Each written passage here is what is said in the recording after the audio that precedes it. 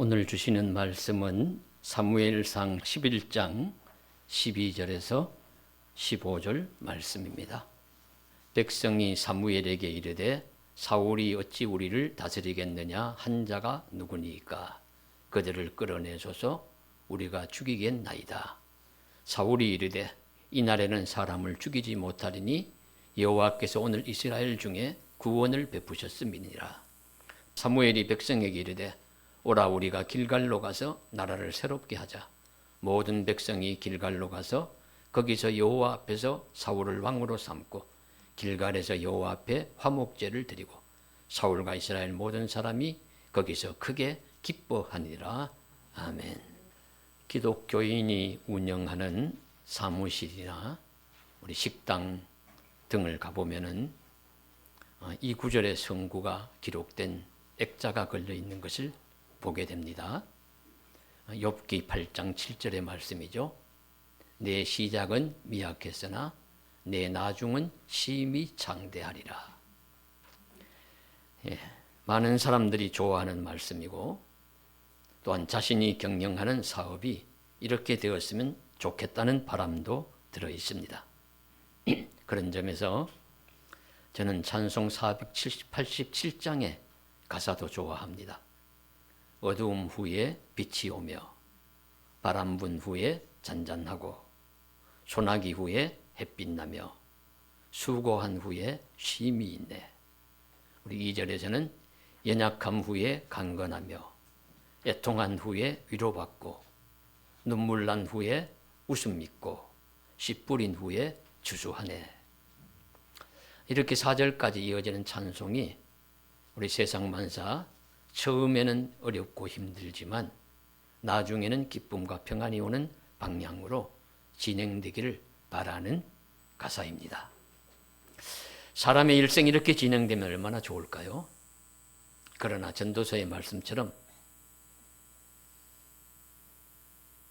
기쁨과 슬픔이 섞여서 오고 형통과 불통이 뒤죽박죽 이렇게 나타나기 마련입니다. 또 그래도 다행인데 처음 말씀드린 것과는 정반대의 방향으로 펼쳐지기도 합니다. 즉 처음은 장대하였으나 나중은 미약하고 처음은 극히 환영받았으나 나중에는 버림받는 비참함으로 끝맺기도 합니다. 그러면 이스라엘의 초대왕 사울은 어떤 길을 걸었을까요? 애석하게도 그는 처음은 장대하고 환영받았으나 나중은 심히 초라하게 버림받는 비극의 주인공이 되고 말았습니다. 오늘 우리는 사울이 왜 그렇게 되었을지를 성경 말씀을 통하여 돌아보며 그의 삶을 통하여 주시는 하나님의 메시지를 듣고자 합니다. 사울의 처음은 시작은 창대하고 화려했습니다. 그 몇 가지 내용이 나오죠. 첫째는 사울은 육체적으로 뛰어난 조건을 갖추고 있었습니다. 고대 시대에는 뛰어난 육체적 조건이 그야말로 힘과 승리의 근원입니다. 다른 어떤 것보다도 고대 시대에는 좋은 육체적 조건이 큰 장점입니다. 사울이 그런 뛰어난 실체와 출중한 외모를 가졌다는 것을 성경이 증언합니다. 그래서 사무엘상 9장 2절에 보시면 기스에게 아들이 있으니 그의 이름은 사울이라. 준수한 소년이라. 이스라엘 중에 그보다 준수한 자가 없고 키는 모든 백성보다 어깨 위만큼 더 컸더라. 이스라엘 자손 중에 그만큼 준수한 자가 없었다. 준수하다. 신체가 좋고 얼굴이 잘생겼다 하는 뜻입니다. 우리 교회에 마침 준수라는 이름의 학생이 있습니다. 그런데 준수가 그런지는 제가 안 들으니까 평가를 못하겠습니다만 하여튼 부모님이 그 이름을 지어줄 때는 그렇게 잘생기고 신체가 좋고 건강해라 그런 뜻이라고 보여집니다. 준수하고 지혜롭기도 하고 얼굴도 잘생기고 신체도 좋고 그리고 키는 다른 모든 백성보다 어깨 미만큼은 더하더라. 다른 사람들은 다 어깨 아래에 와요. 그러니까 키가 얼마나 큽니까? 이런 좋은 조건, 오늘날로 말하면 키는 농구 선수나 배구 선수처럼 크고 얼굴은 아이돌처럼 잘생겼고 그러니까 얼마나 좋은 현상입니까? 아주 그래서 뭐 오늘날도 그러면 사람들이 와 하고 따라다닐 터인데 고대 시대에는 얼마나 더 좋은 특기 장점이 되겠습니까? 거기다가 그의 육체적 조건이 허세만이 아닌 진짜로 힘, 완력도 강한 무공도 강한 사람이었습니다. 사울이 자신의 무공을 보여준 사건이 일어나는데요. 암몬 족속이 이스라엘의 야베스 족속을 침략해 왔습니다. 이때만 해도 이스라엘을 제대로 군사 체계도 조직 정비되어 있지 않았던 그런 시대였다고 봅니다. 그런데 이 암몬이 훨씬 더 강한 힘을 가지고 있습니다. 그래서 암몬이 야베스 족속을 쳐들어와서 야베스 족속을 침략해서 삼키려고 하니까 야베스 족속들이 벌벌 떨면서 제발 좀 시간을 좀 주시오. 우리가 항복할 테니까 우리를 좀 잘 봐주시오. 이렇게 이야기하는데 이 암몬의 나하스가 교만해가지고 하는 말이 너희들 항복해도 너희 오른 눈을 다 빼겠다. 온 이스라엘을 내가 이렇게 무시하고 경멸하리라. 이렇게 이제 악한 말을 해요. 그러니까 항복을 해도 눈이 다 빼인다고 하니까 뭐 힘이 큰일 났습니다. 그래가지고는 또 사정을 합니다. 장로들이 나가서 7일만 시간을 좀 주시오. 우리가 이스라엘 백성들이 한번 모집해가지고 당신들과 한번 싸울 만한지 한번 우리가 보고 결정을 하겠소. 그러니까 이 암몬이 좀 참아주었던 것 같아요. 너희들이 무슨 뭐 우리가 싸울 만한 힘이 있겠느냐. 그래가지고 7일 동안 온 이스라엘의 통치를 하면서 암몬이 우리를 쳐들어왔으니까 우리를 구해주시오. 우리를 도와주시오 해도 아무 응답이 없고 나와서 싸울 사람이 아무도 없는 것입니다. 그러니까 이 야베스 족속이 엉엉 울어요. 통곡해요. 이제 큰일 났다. 우리 눈도 다 빼이고 저 암몬 족속에게 포로가 되고 그렇게 해서 우리는 뭐 고통받으며 살 수밖에 없다. 이렇게 하면서 엉엉 우니까 이 모습과 이 소식을 밭을 갈고 오든 소를 몰고 밭을 갈고 오든 사울이 그 소식을 듣습니다. 들으니까 분이 일어나는 겁니다. 아니 하나님 나라의 백성이 하나님의 백성이 이런 무시와 경멸을 당해도 좋단 말인가. 그래서 그 2마리 소를 잡아가지고 한결이 소라 그러죠. 한결이 소를 잡아서 각을 떠가지고 12개로 나누어가지고 이스라엘 12지파에게 돌려요. 돌리면서 나와 사무엘을 따르지 않는 자는 이 소처럼 이렇게 각을 뜰 것이다 하면서 막 나오라고 싸우러 나오라고 그렇게 격려를 하니까 사람들이 마음의 감동도 받고 하나님의 두려움이 임해가지고 싸우러 나오는데 전 이스라엘 유다를 제외한 이스라엘 백성이 30만 명이 모였고 그리고 유다 백성이 3만 명이 모였다고 해요. 이런 말씀들이 우리 성경에 나옵니다. 30만 명이 나오고 33만 명이 모여가지고 그래서 그 다음 날 사울이 그들을 이끌고 암몬 족속을 쳐서 크게 승리를 해서 그들이 살아가고 돌아간 사람이 별로 없을 정도다 할 정도로 대승을 거둡니다. 이 승리의 선봉장이 사울이었어요. 고대 시절에 이처럼 육체적 힘이 강하고 전투를 잘하는 것은 지도자가 될 좋은 자질이 틀림이 없습니다. 사울은 이처럼 좋은 육체적 조건을 갖추고 있었고 그것이 왕이 되는데도 매우 유리한 지점을 차지하는 것이었습니다. 둘째로 사울은 효심이 깊고 겸손한 성품을 갖추고 있었습니다. 사울이 아버지가 잃어버린 나귀를 찾으러 온 이스라엘 전역을 돌아다녀요. 아버지가 나귀를 잃어버려서 아이고 내가 나귀를 잃어버렸네 어쩌면 좋으냐 예 제가 찾아오겠습니다 하면서 온 이스라엘을 다닐 정도로 효성이 깊었습니다. 찾다가 찾지를 못했어요. 못하니까 가만히 생각해 보니까 아버지가 날 걱정을 더 하겠지 나귀보다. 그래가지고 이제 돌아가려고 하면서 이제 사무엘을 찾아가서 기도를 받는 그런 장면이 나오는데 이럴 정도로 이 사울이 효성이 깊은 사람이었습니다. 그리고 또한 사울은 겸손한 청년이었어요. 그 후 사무엘이 하나님의 명을 받아가지고 온 이스라엘 백성들을 다 모으고 그래서 제비 뽑아서 누가 왕이 될 자인지를 선택하는 그런 행사를 합니다. 그래서 온 이스라엘 백성을 각 1000명씩 지파별로 나오라고 했어요. 유다 지파도 1000명, 에브라임 지파도 1000명 나오게 해가지고 제비를 뽑게 하는 것이죠. 이제 어느 지파 뽑힐 것인가 제비를 뽑으니까 그 베냐민 지파가 뽑혔어요. 베냐민 지파 중에서는 또 어떤 가문이 뽑힐 것인가 제비를 뽑으니까 마드리죠. 예, 마드리의 가문이 뽑혔어요. 마드리 가문 중에서 어떤 가족이 뽑힐까 하니까 보니까 예, 기스의 가족이 뽑혔어요. 기스의 가족 중에서는 사울이 뽑혔어요. 그래서 그 수많은 많은 사람들 중에서 이 사울이 왕으로 뽑힌 것입니다. 왕이 될 자다 제비 뽑힌 거예요. 그런데 이 사울이 있는가 사람들이 주변을 두리번 그래 보아도 사울이 보이질 않습니다. 그래서 하나님께 물어요. 하나님, 사울이 여기 와 있습니까? 그래 하나님이 여기 와 있다. 있기는 한데 진보다리 사이에 숨어 있다. 그러는 겁니다. 무슨 말씀이냐면 사울이 자신이 왕이 되어 뽑히는 것을 보고 부끄러워가지고 내가 이런 큰 지도자가 될 수 있을까 하면서 수줍어 부끄러워하는 마음속에서 진보다리 사이에 숨은 거예요. 그럴 정도로 이 마음이 겸손한 그런 사람이었습니다.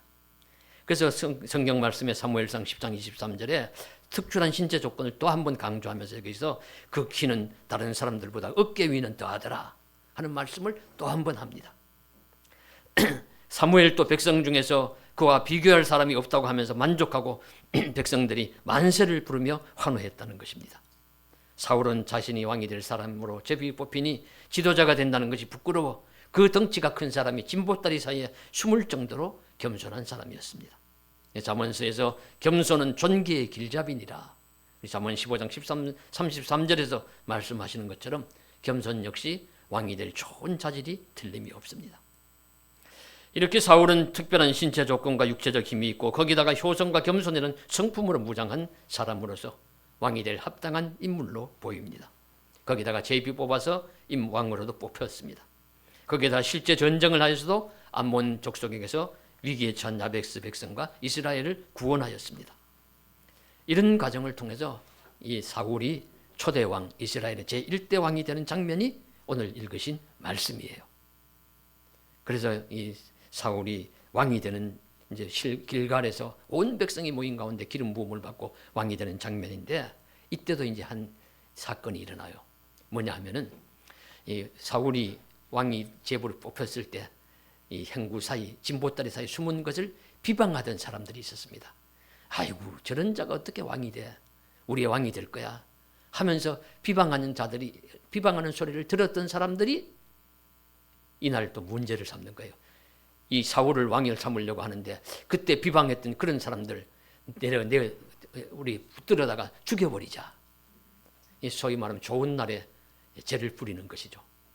그때 이제 사울이 그럼 나에게 그런 말을 하다니 죽여라 하는 것이 아니라 그들을 감싸줍니다. 그래서 오늘 말씀해 보시면 이날에는 사람을 죽이지 못하리니 여호와께서 오늘 이스라엘 중에 구원을 베푸셨다 하면서 모두를 포용하면서 하나가 되어서 나아갑니다. 이 왕이 될 좋은 조건과 자질을 갖추었어요. 그래서 이 사무엘이 사울과 모든 백성들을 길갈로 데리고 가서 거기서 화목제를 드리고 사울을 기름 부어 왕을 삼습니다. 이렇게 사울은 모두의 환영과 축복하에서 이스라엘의 초대 왕이 되었습니다.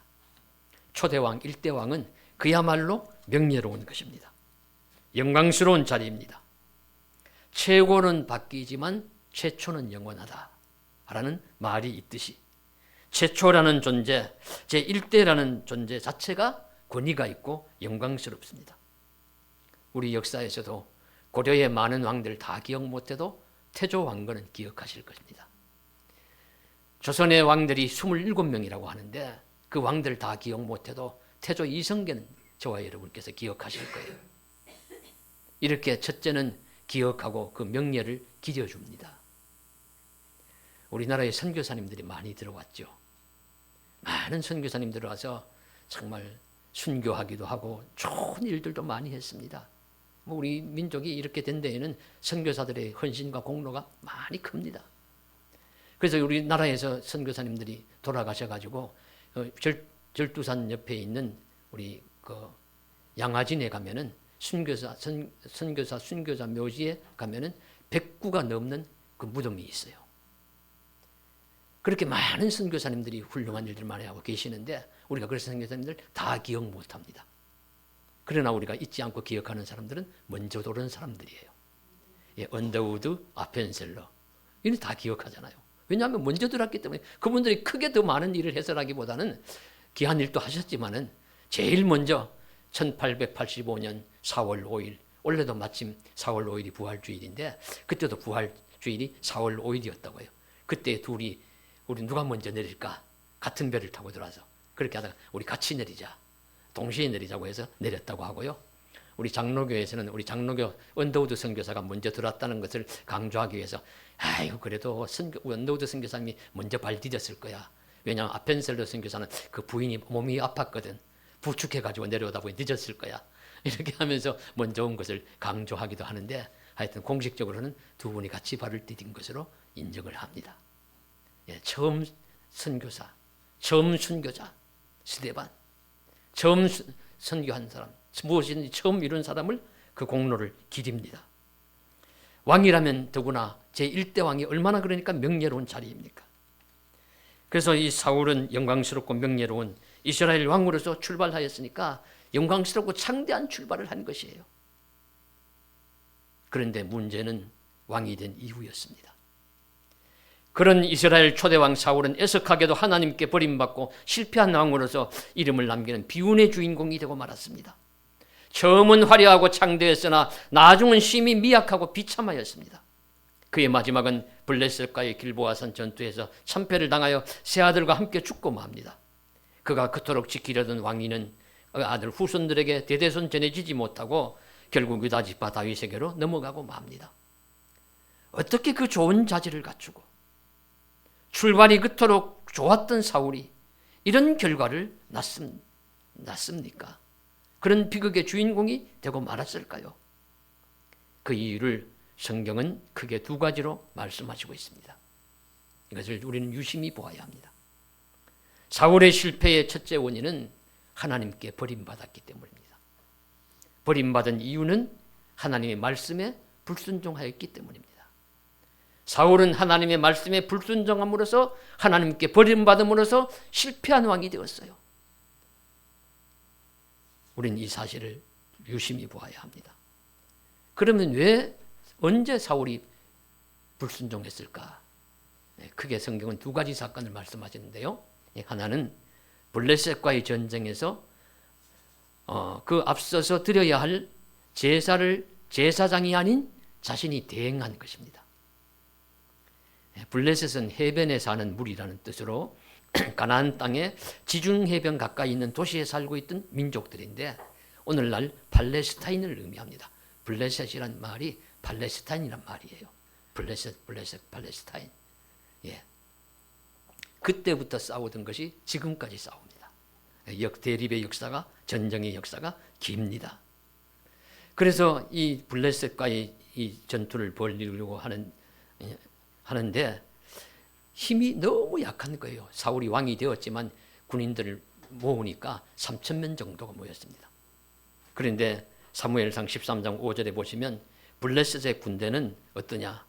병거가 3만이요 마병이 6천이요 백성의 수는 해변의 모래 같더라. 그러니까 상대가 안 되는 것이죠.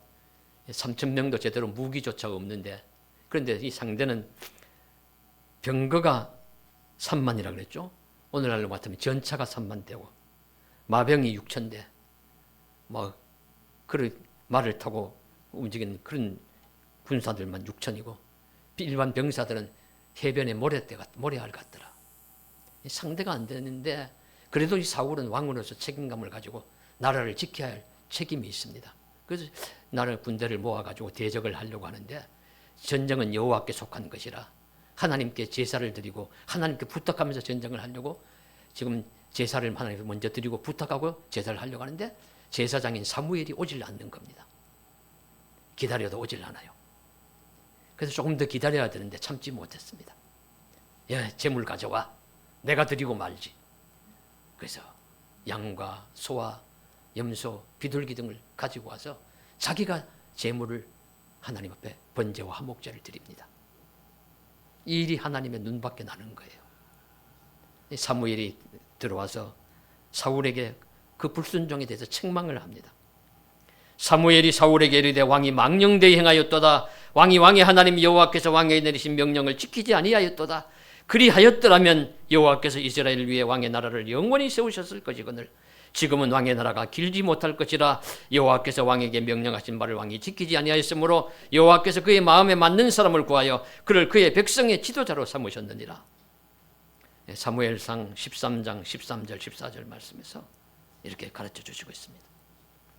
결국 이 전쟁에서는 사울이 기적 같은 승리를 가져오기는 하지만 제사장이 드려야 할 제사를 사울이 기다리지 못하고 직접 드리는 불순종으로 말미암아 선지자 사무엘과 하나님의 눈밖에 나기를 시작했습니다. 또 하나는 이제 아말렉과의 전쟁입니다. 아말렉이 이스라엘이 출애굽할 때 제일 먼저 이스라엘을 대적해서 공격을 했거든요. 그러니까 이것이 이제 이스라엘 백성들의 마음에 늘 있습니다. 그래서 아말렉을 공격해서 진멸해야 된다. 이제 그렇게 이제 생각을 하고 있는데 아닌 게 아니라 하나님이 사무엘을 통해서 아말렉을 쳐라 말씀하시는 겁니다. 치긴 시대 이건 하나님의 거룩한 전쟁이다. 성전이다. 그러니까 이기면 그 전리품들, 승리의 전리품들을 모조리 다 불태우든지 다 죽여라. 이게 헤렘의 법이라고 해서 성전의 법입니다. 그냥 우리 생각하는 것처럼 인정사정 두는 것이 아니에요. 그냥 하나님께 드린다는 의미에서 다 불태우고 다 죽이는 것이 이 헤렘의 법입니다. 이제 그렇게 하라고 사무엘이 당부를 했습니다. 그런데 사울이 전쟁을 해서 이제 왕권이 강해지고 이제 군사력도 강해지고 해서 전쟁에서 이겼어요. 승리해 가지고는 아말렉을 쳐서 이기고는 어떻게 했느냐면 우리 말씀에 나오는 대로 사울이 하찮은 것만 진멸하고 왕 아각은 죽이지 않고 양가수의 가장 좋은 것 기름진 것을 진멸하고 빼돌립니다. 남깁니다. 뒤로 이렇게 숨기는 거예요. 아이고 이건 너무 아까워. 내가 하나님께 드릴 수가 없어. 이건 내 것을 해야지. 이런 마음으로 다 그냥 뒤로 돌려서 빼돌립니다. 자, 이 사실을 하나님이 알까요? 모를까요? 하나님이 먼저 아시죠. 그래가지고 하나님이 사무엘은 모르고 있는데 그 사무엘에게 이야기를 합니다. 사울이 나의 말에 불순종해서 나를 버렸다. 나도 사울을 버릴 수밖에 없다. 이렇게 가르쳐 주니까 이 사무엘이 이 말을 듣고 너무 애통스러워서 밤새도록 기도하면서 통곡했다고 해요. 하나님이 왕 사울 삼은 것을 후회하셨더라 하면서 통곡을 하면서 그 다음날 와가지고 이 사무엘이 변명하는 사울 앞에 유명한 순종에 대한 말씀을 남기고 있지 않습니까? 순종이 제사보다 낫고 듣는 것이 순양의 기름보다 나으니 이는 거역하는 것은 점치는 죄와 같고 완고하는 것은 사신 우상에게 절하는 죄와 같음이라. 왕이 여호와의 말씀을 버렸으므로 여호와께서도 왕을 버려 왕이 되지 못하게 하셨나이다. 사무엘상 15장 22절에서 23절 말씀으로 강하게 책망을 합니다.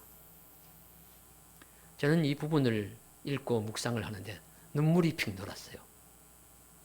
어떻게 해서 왕이 되었는데, 더구나 명예롭고 영광스러운 제1대 왕이 되었는데 어떻게 하나님의 말씀에 불순종하다가 이렇게 버림받는 존재가 되고 마는가.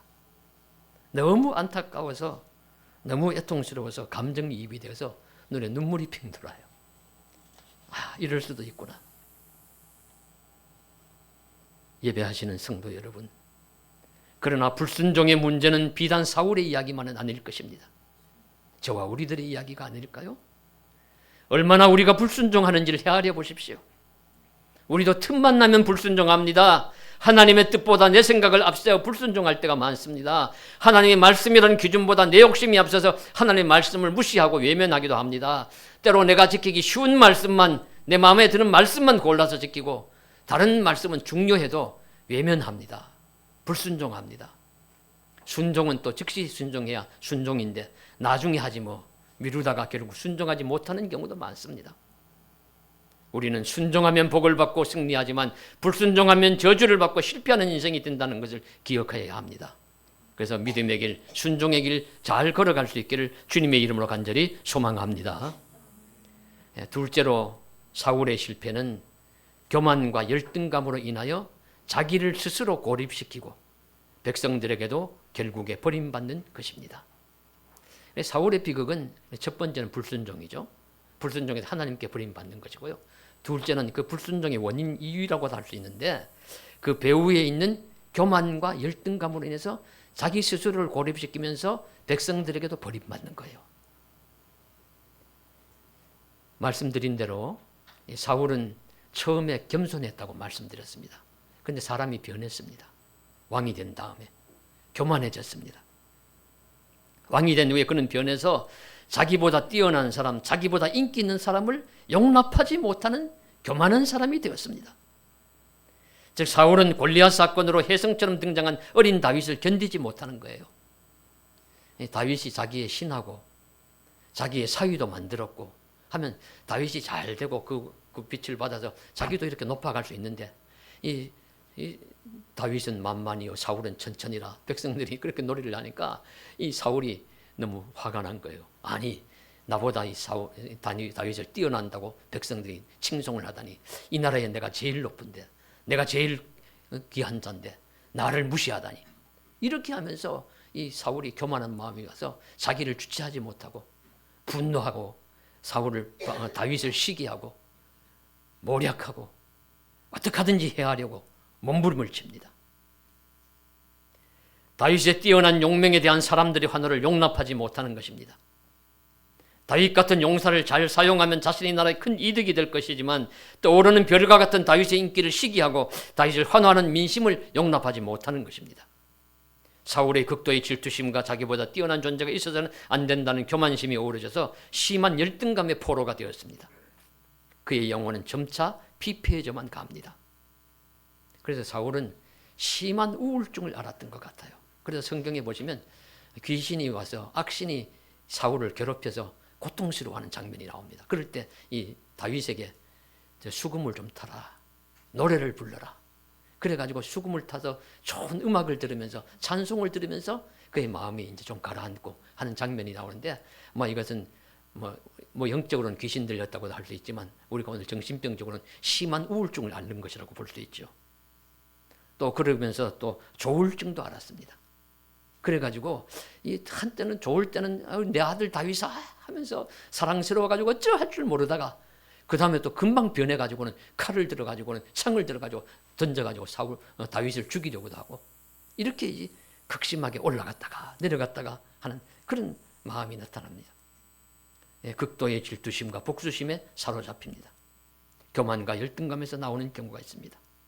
잠언서의 말씀처럼 겸손이 존귀의 길잡이라면 교만은 패망의 선봉입니다.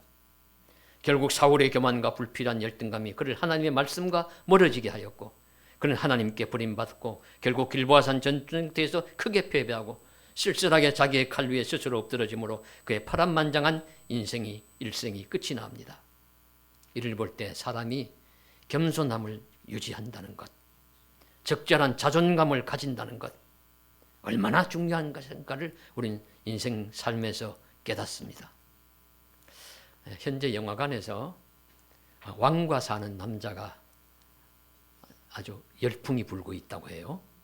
그래서 우리 매스컴 신문에도 우리 인터넷에 나와서 지난 주간에 제가 주초에 보니까 신문에 났길래 들어보니까 1000만 관객이 이번 주말이면 될 거다 했는데 제가 어제 확인해 봤습니다. 1000만이 넘었어요. 그래서 사람들이 다 열광을 합니다. 오늘날처럼 볼 것이 많은 시대에 직접 가서 영화관에 가서 영화를 보는 사람이 1000만 명이 넘었다. 이건 대단한 거다. 이렇게 하면서 이제 찬사를 보내는데 저는 영화는 보지 못했고요. 그러나 이제 줄거리는 대략 한번 읽어보았고 그리고 그에 대한 칼럼들도 읽어보았습니다. 그러니까 제가 읽어본 바로는 왕과 사는 남자는 다름 아닌 어린 나이에 왕이 되었지만 숙부인 세조의 반란에 의하여 영월의 청룡포에 유배되었다가 결국 죽음을 당한 비운의 조선왕 단종의 이야기를 영화한 것입니다. 이 영화가 주목을 받는 것은 단순한 주류의 역사를 그린 것이 아니라 그러니까 왕실에서 암투를 벌이고 누가 왕이 되느냐 누가 쫓겨나느냐 하면서 그것에 주목하는 것이 아니라 조정 중심부의 모습보다는 단종과 단종의 마지막 시간을 함께했던 유배지의 평범한 사람들에게 시선을 맞추고 그들의 모습에 주목했다는 것이 특징입니다. 그러면서 어리지만 그와 함께하는 서민들에게 따뜻한 시선을 가졌던 단종의 모습을 그려내었습니다. 그래서 영화에서 보면 단종은 다슬기국을 끓여온 막둥어멈 등 민초들의 이름을 하나하나 부르며 밥상을 나누는 장면이 나온다고 해요. 백성을 아끼고 허물 없이 지내려는 어린 왕의 친근함과 겸손함을 부각한 것입니다. 그리고 나로 인해서 아끼는 사람들을 잃고 싶지 않다며 그들을 끝까지 지키려고 고뇌하는 그런 모습을 보여줌으로써 유배지에서 죽어가는 어린 왕이지만 왕으로의 자존심을 지키려는 모습도 보여줍니다. 그리고 단종이 세상을 떠난 뒤 모두가 두려워서 외면하는 그의 시신을 수습하여 장례를 치르고 평생을 숨어서 산 인물인 어몽도를 부각하므로 진정한 충성과 의리가 무엇인지, 사람됨의 도리가 무엇인지를 보여주는 것입니다. 이런 부분에 오늘날 21세기의 사람들이 공감하고 환호성을 보이고 반응을 하는 것이죠. 500년, 600년 전에 일어났던 그 사건 중에서 뒤에 숨겨진 뒷이야기들을 끄집어내어 가지고 영화를 만들어서 그 정신과 삶에 공감하도록 만든 거예요. 어린 단종이 죽이면서도 지킨 겸손과 자존심, 그리고 어몽도가 지켰던 사람의 도리라는 역사의 교훈에 반응하는 것입니다. 그래서 단순히 어떤 사람이 죽음이나 어떤 사람의 사건이나 전쟁의 패배가 그 인생의 실패를 의미하는 것이 아니라는 것이죠. 그것과 관계없이 그가 어떤 조건에서 어떤 자세로 어떤 삶을 살았는지를 역사는 보고 있으며 성경은 더욱더 그런 관점에 주목합니다. 그러기에 예수님이 십자가에서 33세라는 젊은 청년의 나이로 죽으셨음에도 예수님보다 더 훌륭한 사람이 세상에 없고, 바울이 단두대의 이슬로 사라졌을지라도, 그렇게 죽었을지라도 이 바울같이 위대한 삶을 산 사람이 없다고 성경은 말씀하시고 있지 않습니까? 우리도 또 그렇게 믿습니다. 그런 점에서 단순히 사울이 그가 마지막으로 전쟁터에서 패배하고 죽었다고 그를 비하하거나 폄하하는 것이 아닙니다. 오히려 단종과 달리 사울은 좋은 조건을 갖추었음에도 불구하고 그렇게 살지 않아도 좋았을 충분한 삶의 여지가 있었지만 그가 자초한 실패의 길, 그가 선택한 하나님께 불순종하는 어리석은 길을 걸었다는 점에 우리는 많은 아쉬움을 가지고 보는 것입니다. 그는 시작이 참으로 모두가 부러울 정도로 멋있었다고 할 수 있었고, 거기다가 명예로운 한나라의 제1대 왕이었음에도 불구하고 조금만 잘하면 역사에 명예롭게 그의 이름을 남길 수 있었지만 그는 자랑스럽지도 역사에 빛이 나지도 못한 인물이 되고 말았습니다. 그는 이스라엘 역사 속에서 그저 조연 정도의, 다윗의 조연 정도에 머무르는 인물이 실패한 왕이 되고 말았고요. 그리고 무엇보다도 사울처럼 살아서는 안 된다는 반면교사의 표본 인물이 되고 말았어요. 예, 다윗을 보면 다윗처럼 살아라 하지만 사울을 보면 사울처럼 살아서는 안 된다 하는 그런 인물이 되었죠. 사울 자신으로 보면 참으로 비통한 일이 아닐 수 없습니다. 우리는 사울의 실패한 리더십과 그 비극적인 결말을 보면서 유리하고 좋은 조건을 많이 가진 지도자일지라도 하나님과 사람 앞에 교만해지면 결국 추락할 수밖에 없다는 것을 뼈아프게 보아야 합니다. 그리고 하나님 마음에 합한 다윗 같은 지도자를 하나님이 찾으시고 하나님 그분의 말씀에 순종하는, 그리고 마음이 겸손한 사람을 세우시는 분이심을 깨닫고 우리는 하나님이 그런 선택에 합당한 자가 되어 믿음과 순종의 길을 잘 걸어가실 수 있는 저와 여러분 되시기를 주님의 이름으로 간절히 축복합니다. 기도드리겠습니다. 사랑하는 하나님 아버지, 사울은 좋은 조건을 가졌습니다. 좋은 출발을 했습니다. 그럼에도 불구하고 결과적으로는 실패한 패배한 왕이 되고 말았습니다. 꼭 우리 후대 세대가 보고 본받아야 할 믿음의 선한 영향력을 끼친 인물이 아니라 그렇게 되지 말라고, 그렇게 살지 말라고 하는 반면교사의 주인공이 되고 말았습니다. 하나님, 그를 사울을 불쌍히 여기서 주시고 또 우리도 혹시 그런 삶을 살고 있는지 돌아보게 하죠. 주옵시고 그런 자가 아니라 다윗같이 처음은 미약했으나 나중은 창대하고 욥처럼 처음엔 고생은 했으나 나중엔 더 심히 창대하는 그런 사람들이 다 되게 은총을 베풀어 주시옵소서. 도와주실 줄 믿사옵고 감사드리오며 예수 그리스도 이름으로 간절히 기도드리옵나이다. 아멘.